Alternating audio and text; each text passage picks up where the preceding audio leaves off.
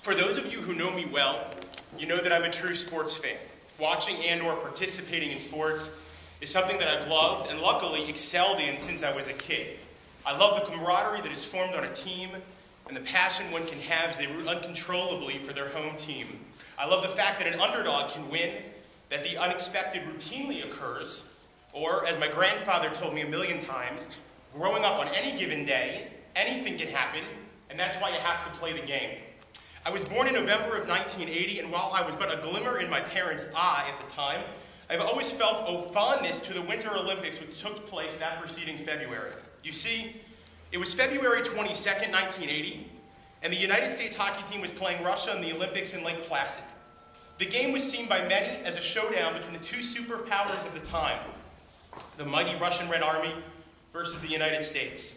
The Russians were heavily favored to win going into the semifinal game, having won gold the 4 previous Olympics. Regardless of the odds or the predictions that were made, the game needed to be played on the ice. With 11 seconds left in the game, Al Michaels, the TV color man calling the game, could not believe that the Americans were winning and made what would be one of his most famous calls. 11 seconds, you got 10, counting down right now, 5 seconds left in the game. Do you believe in miracles? And while the Americans did win and the game has been over for more than 30 years, the question, dare I say, still stands. Do you believe in miracles? It's sometimes difficult, if not impossible, to imagine what a certain time period in Jewish history would have looked like. I believe that in a much less violent, yet no less passionate way, the assimilation that Joseph faced in Egypt and the Maccabees in the 2nd century BCE is the same fight that we are fighting today, and they give us 2 different templates from which to model our response. From the Maccabees, we see the beauty of an unbridled devotion to Judaism, the realization that our Jewish national interest should be seen as equal to, or even more important than our national secular interests. The paradigm of the Maccabees teaches us that it's okay to set up lines in the sand and say, for me and my community, this is unacceptable. They teach us that even a small group of devoted individuals can change the course of history.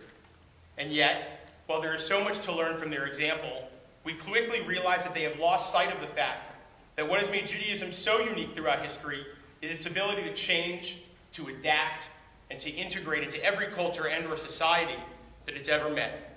From Joseph, we learn that becoming part of our surrounding culture is wholly acceptable. He was able to live life as an active member of Egyptian culture while not losing his Jewish roots. While Joseph may not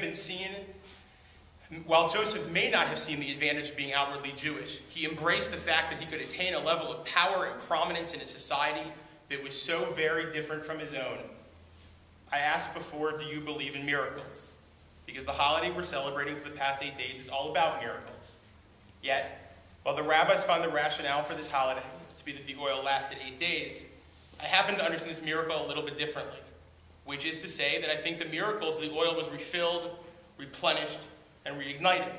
The fact that it lasted 8 days is fantastic, but whether it took 3 or 8, the point was that it did not go out, more oil was found, and that the flame never ceased to exist. A flame is a powerful symbol.